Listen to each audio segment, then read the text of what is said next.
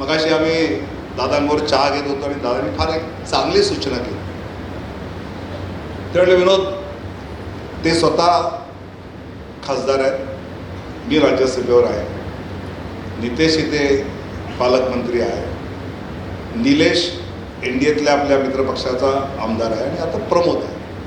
तर आपण महिन्यातनं एकदा बसलं पाहिजे आणि सिंधुदुर्ग जिल्ह्याचा एक प्रॉपर प्लॅन जर सिंधुदुर्ग जिल्ह्यामध्ये 100% NDAच्या दिशेने आपण चाललो आहोत, गेलो आहोत, तर आपल्याला त्या दिशेने आपण जे सगळे निवडून आलेलो आहोत यांनी एकत्र बसून पुढच्या 5 वर्षात सिंधुदुर्ग काय दिशेने जाईल, इथे काय विकासाच्या गोष्टी झाल्याच पाहिजे.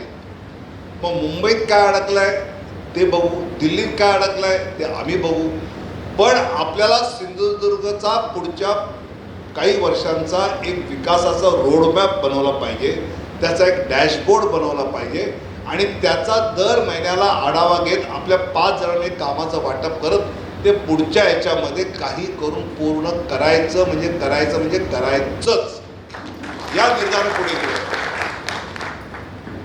आणि त्यामुळे मला असं वाटतं की आजचा सत्कार की आजचा शुभेच्छा या त्याच वेळी कारणी लागतील की ज्यावेळी असं काही आपण करू शकतो.